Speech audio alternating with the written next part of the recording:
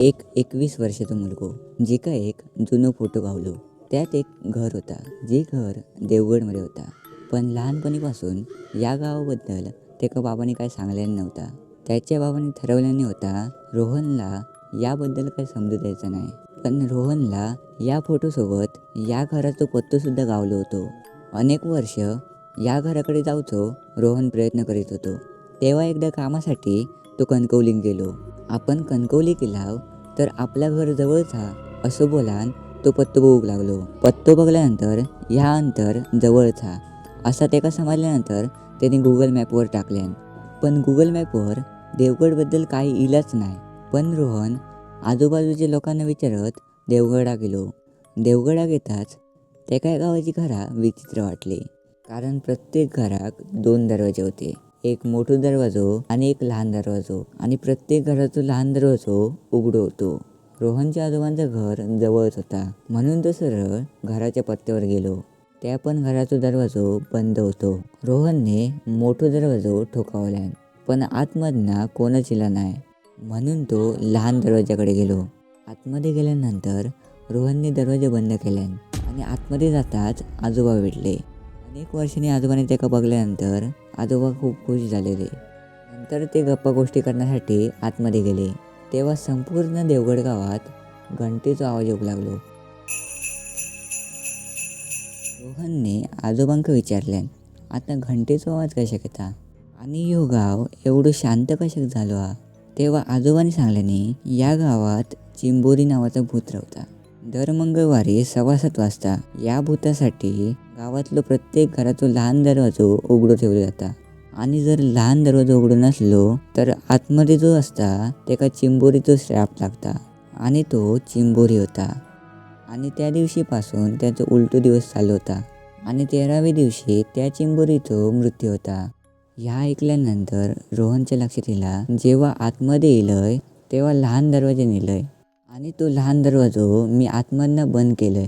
ह्या लक्षात येतात तो धावत लहान दरवाजाकडे गेलो. तेव्हा आवाज येलो घड्याळाचो. म्हणजेच आता 7:15 वाजले होते. अचानक सोसायटीचा वारो येऊ लागलो आणि मोठमोठ्यान मच्छरी आवाज करूक लागले. तेव्हा आजोबांक समजला चिंबोरीन गावात फिराक घेतल्याना.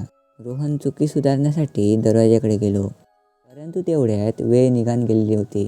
कारण त्या दरवाजाच्या बाहेरना विचित्र आवाज येत होतो. तेव्हा मध्येच कोणतरी दरवाजा ठोकावूक लागलो. तेव्हा आजोबांक समजला चिंबोरी इलो हा.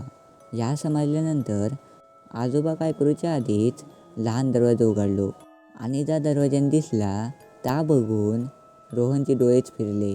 कारण त्याका हवेमध्ये असलेले 2 पाय दिसले. रोहन चिंबोरीक पाहून कापाक लागलो.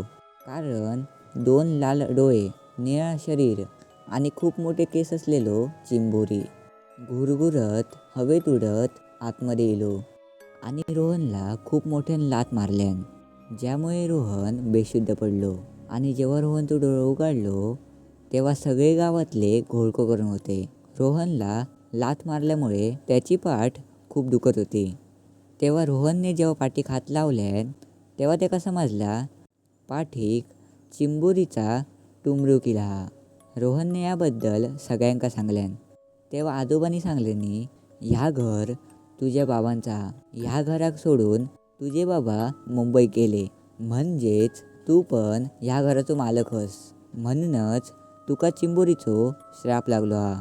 आणि जे काय ह्यो श्राप लागता त्याचो मृत्यू 13व्या दिवशी होताच.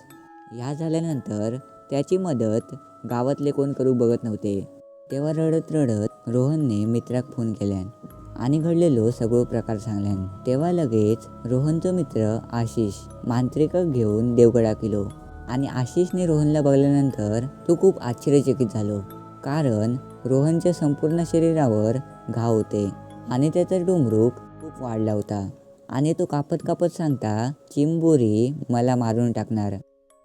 रोहनच्या आजोबांनी मांत्रिकाक सांगल्यानी चिंबोरी शेतात राहता एका बुजगावण्याच्या समोर. मग मांत्रिक लगेच शेतात गेलो आणि चिंबोरीक पकडण्यासाठी प्रक्रिया करूक लागलो. आणि त्याने आजोबांका सांगल्यान 2 दिवसात चिंबोरीक पकडतलय. तो दिवस रात्र पूजा करत होतो. पण जसं दिवस जायत होतो तसे रोहनचे घाव सुद्धा वाढत चालले होते. दुसऱ्या दिवशी मांत्रिकान चिंबोरीच्या जागेवर रोहनला बोलावले.